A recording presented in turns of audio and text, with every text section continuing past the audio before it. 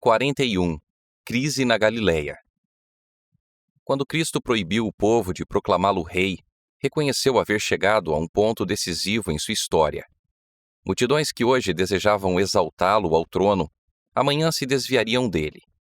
A decepção de suas ambições egoístas transformaria o amor delas em ódio e os louvores em maldições. Embora sabendo disso, Jesus não tomou nenhuma medida para evitar a crise. Desde o princípio, não deu aos seus seguidores qualquer esperança de recompensas terrestres. Para alguém que desejava se tornar seu discípulo, ele disse: As raposas têm seus covis, e as aves do céu ninhos, mas o Filho do Homem não tem onde reclinar a cabeça. Se as pessoas pudessem obter ao mesmo tempo Cristo e o mundo, multidões teriam lhe oferecido seu apoio. No entanto, ele não poderia aceitar essa manifestação. Dos que estavam ligados a ele, muitos tinham sido atraídos pela esperança de um reino terrestre, mas seriam desenganados. O ensino profundamente espiritual contido no milagre dos pães não tinha sido compreendido.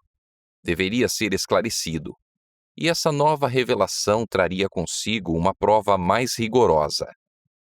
A notícia do milagre dos pães foi divulgada por toda parte, e no dia seguinte, bem cedo, o povo já fluía a Betsaida para ver Jesus.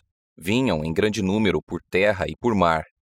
Aqueles que o deixaram na noite anterior voltavam esperando encontrá-lo ainda ali, pois não havia barco algum em que pudesse ter atravessado para o outro lado. Contudo, suas buscas foram em vão, e muitos regressaram a Cafarnaum e continuaram procurando-o. Nesse inteirim, Jesus havia chegado a Genezaré, após um dia de ausência. Logo que se soube de sua chegada, percorrendo toda aquela região, traziam em leitos os enfermos, para onde ouviam que ele estava. Algum tempo depois, ele foi à sinagoga, e os que vieram de Betsaida o acharam lá. Ouviram dos discípulos como ele atravessara o mar. A fúria da tempestade e as muitas horas de inúteis esforços remando contra ventos adversos, o aparecimento de Cristo andando sobre as águas, os temores despertados, suas palavras tranquilizadoras, a aventura de Pedro e as consequências dela, bem como a súbita interrupção da tempestade e o momento quando o barco foi trazido de volta. Tudo foi fielmente narrado à maravilhada multidão. Não contentes com isso, muitos ainda se reuniram em torno de Jesus perguntando: Mestre, quando chegaste aqui? Esperavam receber de seus próprios lábios uma segunda narração do milagre. Jesus não satisfez a curiosidade deles. Disse tristemente: em verdade vos digo, vós me procurais, não porque vistes sinais, mas porque comestes dos pães e vos fartastes. Não o buscavam por algum motivo digno, mas, como foram alimentados com os pães, ainda esperavam receber bênçãos temporais ao se unirem a ele. O Senhor lhes ordenou: trabalhai, não pela comida que perece, mas pela que subsiste para a vida eterna. Não busquem meramente benefícios materiais. Não seja a prioridade de vocês buscar o necessário à manutenção da vida atual, mas busquem o alimento espiritual, isto é, a sabedoria que permanece para a vida eterna. Isso apenas o Filho de Deus pode dar, porque Deus o Pai o confirmou com o seu selo. Por um momento, despertou-se o interesse dos ouvintes. Perguntaram: que faremos para realizar as obras de Deus? Eles realizavam muitas e cansativas obras, para se tornarem bem vistos perante Deus, e estavam prontos a ouvir sobre qualquer nova observância pela qual pudessem obter maior mérito. A pergunta deles significava: o que faremos para merecer o céu? Qual é o preço que nos é exigido para alcançar a vida eterna? Jesus respondeu: a obra de Deus é esta, que creiais naquele que por ele foi enviado. O preço do céu é Jesus. O caminho para o céu é a fé no Cordeiro de Deus que tira o pecado do mundo. No entanto, o povo não queria receber essa declaração da verdade divina. Jesus fizera a exata obra que a profecia predissera que seria realizada pelo Messias. Mas eles não testemunharam o que suas esperanças egoístas imaginaram que fosse sua obra. De fato, Cristo tinha alimentado um dia a multidão com os pães de cevada. Porém, nos dias de Moisés, Israel fora sustentado com maná por 40 anos, e muito maiores eram as bênçãos esperadas do Messias.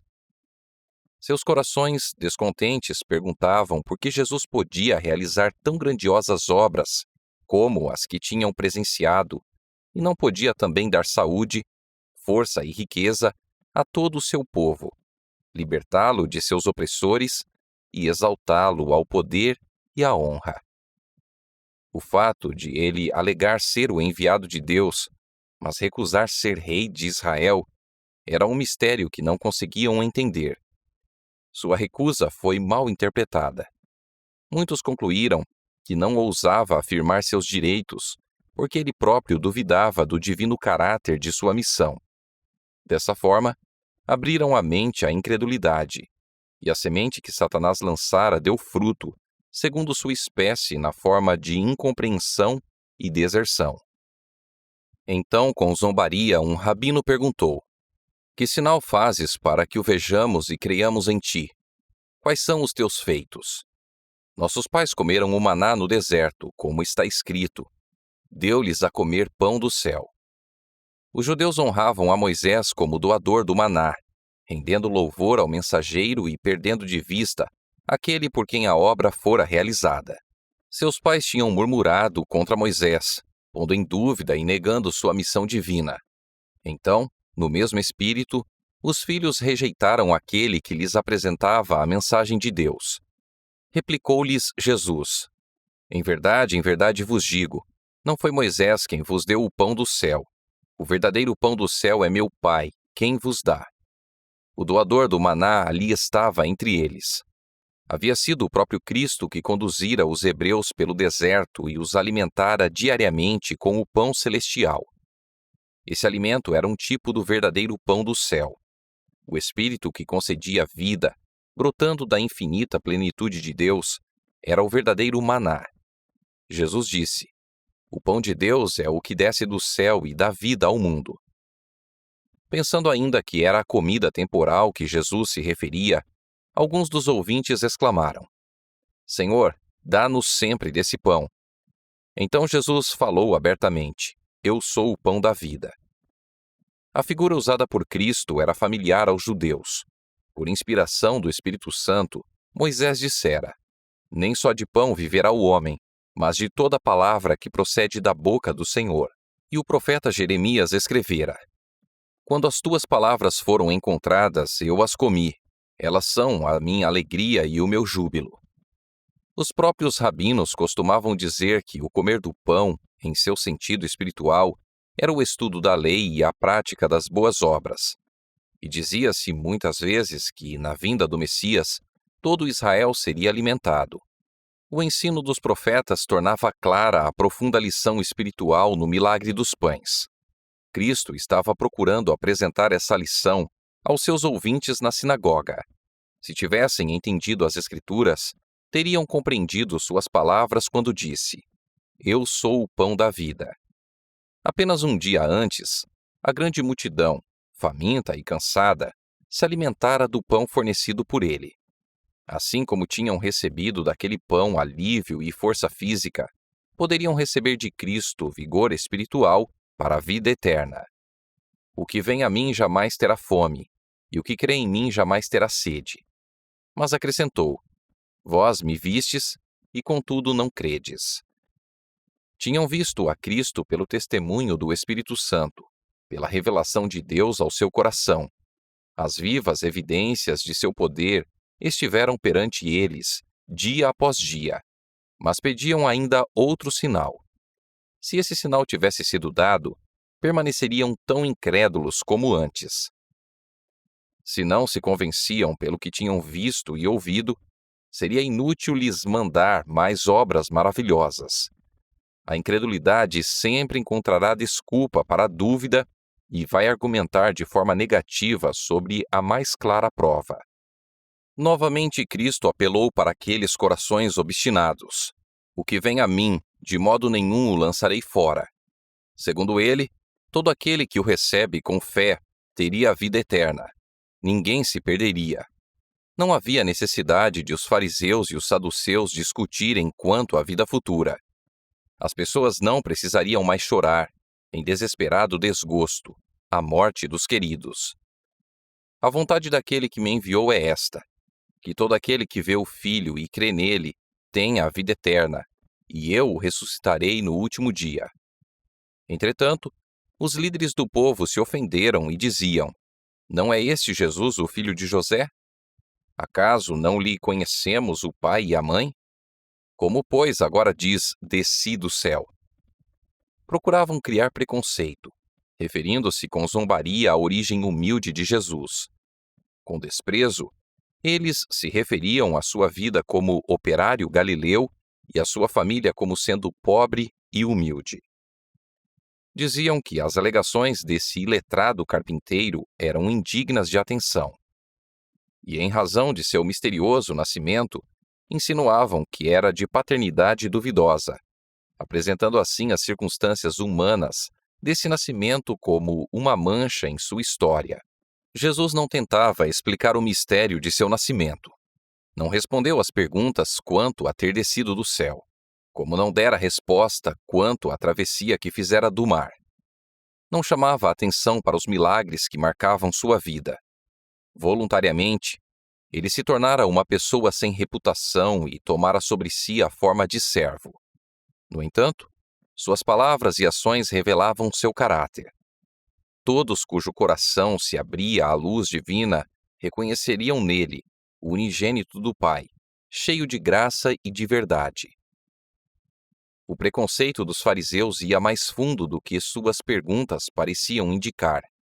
Tinha raízes na perversidade do coração deles. Toda palavra ou ato de Jesus lhes despertava antagonismo, pois o espírito que nutriam não poderia encontrar nele qualquer resposta. Ninguém pode vir a mim se o Pai, que me enviou, não o trouxer, e eu o ressuscitarei no último dia. Está escrito nos profetas: e serão todos ensinados por Deus. Portanto, todo aquele que da parte do Pai tem ouvido e aprendido, esse vem a mim. Jamais alguém vai a Cristo, a não ser aqueles que correspondem ao poder atrativo do amor do Pai. Entretanto, Deus está atraindo todos os corações para si, e somente os que resistem aos seus apelos se recusam a ir a Jesus. Com as palavras: serão todos ensinados por Deus, Cristo se referia à profecia de Isaías: todos os teus filhos serão ensinados do Senhor, e será grande a paz de teus filhos. Os judeus aplicavam essa passagem a si mesmos. Orgulhavam-se de que Deus era seu mestre. Jesus, porém, mostrou como era inútil essa pretensão, pois afirmou: todo aquele que da parte do Pai tem ouvido e aprendido, esse vem a mim. Só por meio de Cristo podiam obter um conhecimento do Pai. A humanidade não resistiria à visão de sua glória. Os que tinham aprendido de Deus haviam escutado a voz de seu Filho, e em Jesus de Nazaré reconheceriam aquele que, por meio da natureza e da revelação, dera a conhecer o Pai. Em verdade vos digo: quem crê em mim tem a vida eterna. Por intermédio de João, o discípulo amado que escutou essas palavras, o Espírito Santo declarou às igrejas: o testemunho é este, que Deus nos deu a vida eterna, e esta vida está no seu Filho. Aquele que tem o Filho tem a vida. E Jesus disse: eu o ressuscitarei no último dia. Cristo se tornou uma mesma carne conosco, a fim de que possamos nos tornar um só espírito com ele. É por essa união que ressurgiremos do sepulcro, não somente como manifestação do poder de Cristo, mas porque, mediante a fé, sua vida se tornou nossa. Os que veem Jesus em seu verdadeiro caráter e o recebem no coração têm vida eterna. É por meio do Espírito que Cristo habita em nós, e o Espírito de Deus, recebido no coração pela fé, é o princípio da vida eterna. O povo havia chamado a atenção de Jesus para o maná que seus pais comeram no deserto, como se o proporcionar aquele alimento fosse um milagre maior do que o realizado por Jesus. Mas ele mostra-lhes o quanto aquela dádiva era insignificante em comparação com as bênçãos que viera a conceder-lhes. O maná só podia manter a existência terrena. Não impedia a aproximação da morte, nem garantia a imortalidade. Mas o pão do céu nutria o coração para a vida eterna. O Salvador disse: Eu sou o pão da vida. Vossos pais comeram o maná no deserto e morreram. Este é o pão que desce do céu, para que todo o que dele comer não pereça. Eu sou o pão vivo que desceu do céu.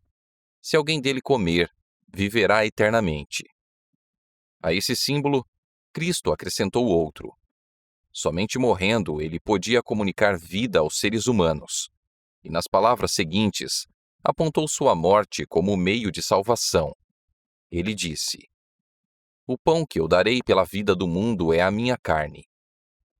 Os judeus estavam para celebrar a Páscoa em Jerusalém, em comemoração da noite da libertação de Israel, ocasião em que o anjo destruidor feriu os lares egípcios. No Cordeiro Pascal, o Senhor desejava que vissem o Cordeiro de Deus e, mediante o símbolo, recebessem aquele que se entregou pela vida do mundo. Mas os judeus tinham chegado a ponto de dar toda a importância ao símbolo, enquanto passavam por alto seu significado. Não discerniam o corpo do Senhor. A mesma verdade simbolizada na cerimônia pascal foi ensinada nas palavras de Cristo. No entanto, continuaram sem entender. Então, irados, os rabinos exclamaram: Como pode este homem nos oferecer a sua carne para comermos? Fingiram compreender suas palavras no mesmo sentido literal usado por Nicodemos quando perguntara: Como pode um homem nascer sendo velho? Compreendiam, até certo ponto, o que Jesus queria dizer, mas não estavam dispostos a reconhecer isso. Torcendo suas palavras, esperavam colocar o povo contra ele. Cristo não suavizou sua representação simbólica. Repetiu a verdade em linguagem ainda mais enfática. Em verdade vos digo, se não comerdes a carne do Filho do Homem e não beberdes o seu sangue, não tendes vida em vós mesmos. Quem comer a minha carne e beber o meu sangue tem a vida eterna, e eu o ressuscitarei no último dia. Pois a minha carne é verdadeira comida, e o meu sangue é verdadeira bebida. Quem comer a minha carne e beber o meu sangue permanece em mim e eu nele. Comer a carne e beber o sangue de Cristo é recebê-lo como Salvador pessoal, crendo que ele perdoa nossos pecados e que nele estamos completos. É contemplando seu amor, refletindo nele e absorvendo-o, que nos tornamos participantes da natureza de Jesus. O que a comida é para o corpo, Cristo deve ser para a alma. O alimento não nos aproveita se não o ingerimos, a menos que se torne parte de nosso corpo. Assim também Cristo fica sem valor para nós se não o conhecemos como Salvador pessoal. Um conhecimento teórico não nos fará bem algum. Precisamos nos alimentar dele e recebê-lo no coração, de modo que sua vida se torne nossa vida. Seu amor e sua graça devem ser assimilados. No entanto, mesmo esses símbolos são insuficientes para apresentar o privilégio da relação do cristão para com Cristo. Jesus afirmou: Assim como o Pai, que vive, me enviou, e igualmente eu vivo pelo Pai, também quem de mim se alimenta por mim viverá. Como o Filho de Deus vivia pela fé no Pai, assim devemos nós viver pela fé em Jesus. Cristo estava tão plenamente submetido à vontade de Deus que unicamente o Pai aparecia em sua vida. Embora tentado em todos os pontos como nós, ele se manteve diante do mundo sem se contaminar com o mal que o rodeava. Assim também nós devemos vencer como Cristo venceu. Você é seguidor de Jesus? Então tudo o que está escrito a respeito da vida espiritual está escrito para você e pode ser alcançado mediante sua união com Cristo. Seu zelo está se enfraquecendo? Seu primeiro amor está esfriando? Aceite novamente o amor que Cristo oferece. Coma de sua carne e beba de seu sangue, e você se tornará um com o Pai e com o Filho. Os incrédulos judeus recusaram ver nas palavras do Salvador qualquer significado que não fosse o mais literal. Pela lei cerimonial, eram proibidos de tomar sangue e deram então à linguagem de Cristo o sentido de um sacrilégio, discutindo entre si sobre suas expressões. Muitos, mesmo dentre os discípulos, disseram: "Duro é este discurso, quem o pode ouvir?" O Salvador lhes respondeu: "Isto vos escandaliza? Que será, pois, se virdes o Filho do Homem subir para o lugar onde primeiro estava? O Espírito é o que vivifica. A carne para nada aproveita. As palavras que eu vos tenho dito são Espírito e são vida. A vida de Cristo que dá vida ao mundo está em sua palavra. Era por sua palavra que Cristo curava a enfermidade e expulsava os demônios. Por sua palavra acalmava o mar e ressuscitava os mortos. E o povo dava testemunho de que sua palavra tinha poder. Ele transmitia a palavra de Deus, como fizera por intermédio de todos os profetas e mestres do Antigo Testamento. Toda a Bíblia é uma manifestação de Cristo, e o Salvador desejava fixar a fé de seus seguidores na palavra. Quando sua presença visível fosse retirada, a palavra devia ser sua fonte de poder. Como seu mestre, deviam viver de toda a palavra que procede da boca de Deus. Assim como a vida física se mantém pela comida, a espiritual é mantida pela palavra de Deus. E toda pessoa deve receber por si mesma vida dessa palavra, do mesmo modo pelo qual temos de comer por nós mesmos, a fim de receber nutrição. Devemos também receber a palavra por nós mesmos. Não a obteremos simplesmente por meio de outra pessoa. Precisamos estudar cuidadosamente a Bíblia, pedindo a Deus o auxílio do Espírito Santo para que possamos compreender a palavra. Devemos escolher um versículo, concentrando a mente na tarefa de compreender o pensamento nele posto por Deus para nós, e pensar bastante no assunto até que o compreendamos completamente e saibamos o que diz o Senhor. Em suas promessas e advertências, Jesus se dirige a mim. Deus amou o mundo de tal maneira que deu seu Filho unigênito, para que eu, crendo, não pereça, mas tenha a vida eterna. As experiências relatadas na Palavra de Deus devem ser minhas experiências. Orações e promessas, mandamentos e advertências pertencem a mim. Estou crucificado com Cristo. Logo, já não sou eu quem vive, mas Cristo vive em mim. E esse viver que agora tenho na carne, vivo pela fé no Filho de Deus, que me amou e a si mesmo se entregou por mim. À medida que a fé assim recebe e assimila os princípios da verdade, eles se tornam parte do próprio ser e a força motriz da vida. A palavra de Deus, recebida no coração, molda os pensamentos e entra no desenvolvimento do caráter. Olhando sempre a Jesus com os olhos da fé, seremos fortalecidos. Deus fará as mais preciosas revelações ao seu povo faminto e sedento. Verificarão que Cristo é um Salvador pessoal. Ao se alimentarem de sua palavra, perceberão que ela é espírito e vida. A palavra destrói a natureza carnal, terrena, e transmite nova vida em Cristo Jesus. O Espírito Santo vem ao coração como consolador.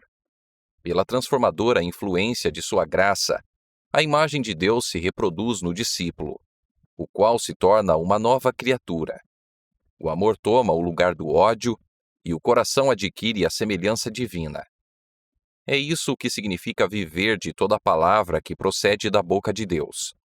Isso é comer o pão que desce do céu. Cristo declarara uma sagrada e eterna verdade com respeito às relações entre ele e seus seguidores. Conhecia o caráter dos que se diziam seus discípulos, e suas palavras provavam a fé deles. Declarou que deviam crer e agir segundo seus ensinos. Todos os que o recebessem participariam de sua natureza e seriam moldados por seu caráter. Isso envolvia a renúncia de suas ambições alimentadas. Exigia completa entrega de si mesmos a Jesus. Eram chamados ao sacrifício, à mansidão e humildade de coração. Deviam andar no estreito caminho trilhado pelo homem do Calvário, se queriam compartilhar do dom da vida e da glória do céu. A prova era extremamente grande. Diminuiu o entusiasmo dos que queriam que ele se tornasse rei. Diziam que esse discurso na sinagoga lhes abrira os olhos e que tinham entendido tudo. Para eles, as palavras de Jesus eram uma confissão explícita de que ele não era o Messias, e nenhuma recompensa terrestre poderia resultar de sua união com ele. Haviam dado as boas-vindas ao poder que Cristo tinha de operar milagres. Estavam ansiosos de ser libertos de doenças e sofrimentos. No entanto, não poderiam concordar com sua vida de abnegação. Não se importavam com o misterioso reino espiritual de que falava. Os falsos e egoístas que o haviam buscado não mais queriam segui-lo. Se Jesus não consagrava seu poder e influência para obter a libertação do jugo romano, não lhes interessava ter nada com ele. Jesus lhes disse claramente: há descrentes entre vós. E acrescentou: por causa disto, é que vos tenho dito, ninguém poderá vir a mim, se pelo Pai não lhe for concedido. Desejava fazê-los compreender que, se não eram atraídos para ele, era porque seu coração não estava aberto ao Espírito Santo. O homem natural não aceita as coisas do Espírito de Deus, porque lhes são loucura, e não pode entendê-las porque elas se discernem espiritualmente. É pela fé que a pessoa contempla a glória de Jesus. Essa glória está oculta até que, por meio do Espírito Santo, a fé é acesa no coração. Em vista da reprovação pública de sua incredulidade, esses discípulos se afastaram ainda mais de Jesus. Sentiram-se bastante descontentes e, desejando ferir o Salvador e agradar à maldade dos fariseus, viraram as costas para ele, abandonando-o com desprezo. Tinham feito sua escolha, tomaram a forma sem o espírito, a casca sem o grão. Sua decisão nunca mais foi revogada, pois não mais andaram com Jesus. A sua pá ele a tem na mão e limpará completamente a sua eira, recolherá o seu trigo no celeiro. Essa foi uma das ocasiões de purificação. Pelas palavras da verdade, a palha estava sendo separada do trigo, uma vez que eram muito presunçosos e justos aos próprios olhos para receber repreensão, amando demais o mundo para aceitar uma vida de humilhação. Muitos se afastaram de Jesus. Ainda hoje, muitos estão fazendo o mesmo. Pessoas são provadas como foram aqueles discípulos na sinagoga de Cafarnaum. Quando a verdade impressiona o coração, veem que sua vida não está em harmonia com a vontade divina. Vem a necessidade de completa mudança em si mesmas. No entanto, não estão dispostas a empreender a obra de renúncia. Assim ficam iradas quando são descobertos seus pecados. Retiram-se ofendidas, da mesma forma que os discípulos de Jesus se afastaram, murmurando: duro é este discurso, quem o pode ouvir? A exaltação e o elogio lhes seriam agradáveis aos ouvidos. Porém, a verdade é mal recebida, não podem ouvi-la. Quando as multidões seguem e são alimentadas, e se ouvem os gritos de triunfo, sua voz se eleva em louvor.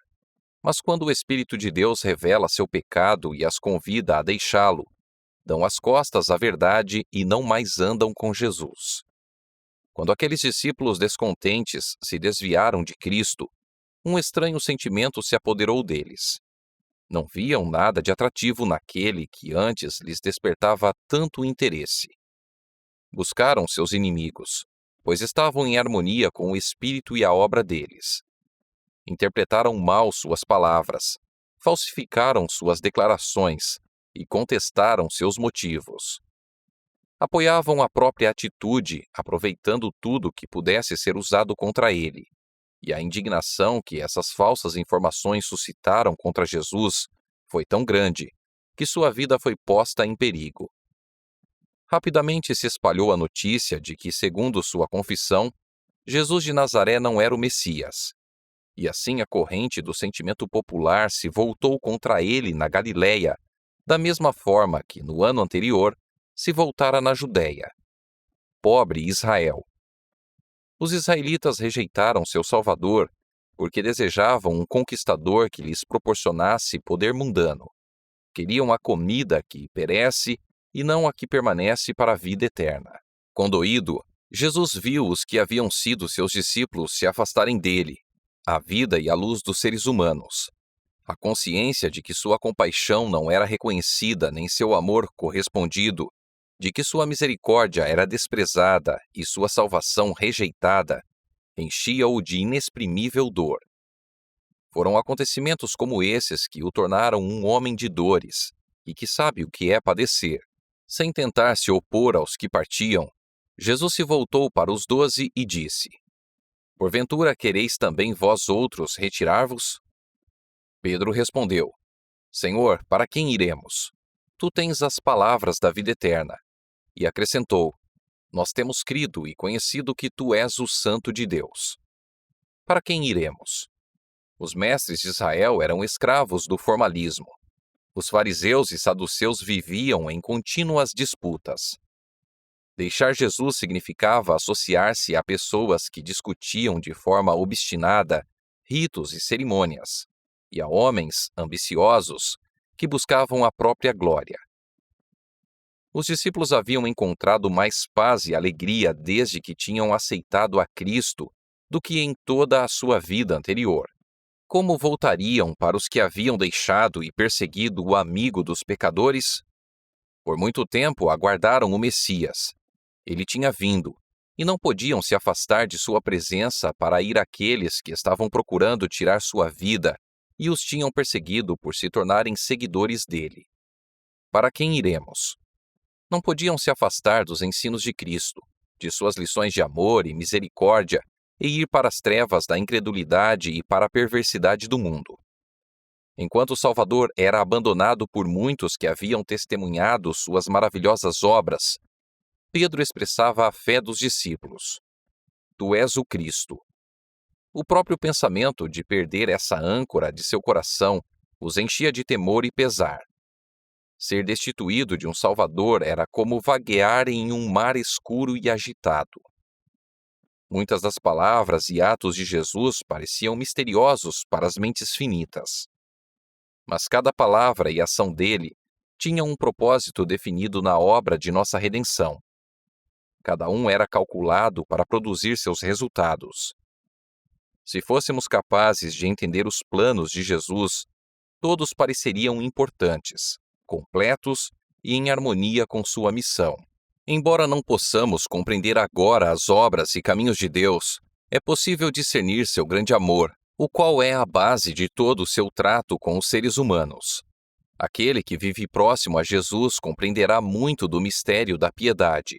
Reconhecerá a misericórdia que dá a repreensão, que prova o caráter e traz à luz o propósito do coração. Quando Jesus apresentou a desafiadora verdade que fez tantos discípulos seus voltarem atrás, sabia qual seria o resultado de suas palavras, porém, tinha um desígnio misericordioso a cumprir. Previu que na hora da tentação, cada um de seus amados discípulos seria rigorosamente provado. Sua agonia no Getsêmani, sua traição e crucifixão seriam para eles situações difíceis demais. Se não houvessem sido anteriormente provados, muitos que eram impulsionados por motivos meramente egoístas estariam ligados a eles. Quando seu senhor fosse condenado na sala do tribunal, quando a multidão que o saudara como rei o ridicularizasse e injuriasse, quando a escarnecedora multidão clamasse: crucifica-o! Quando suas ambições terrenas fossem decepcionadas, esses interesseiros, renunciando à sua fidelidade a Jesus, teriam ocasionado aos discípulos uma dor mais intensa, em acréscimo ao pesar e decepção sofridos com a frustração de suas mais acalentadas esperanças. Naquela hora de trevas, o exemplo dos que se desviassem dele poderia arrastar outros com eles. Mas Jesus provocou essa crise quando, pela sua presença, ainda poderia fortalecer a fé de seus verdadeiros seguidores. Esse misericordioso Redentor, conhecendo plenamente a condenação que o aguardava, carinhosamente aplainou o caminho para os discípulos, preparando-os para a prova de sua vida e fortalecendo-os para a aflição final.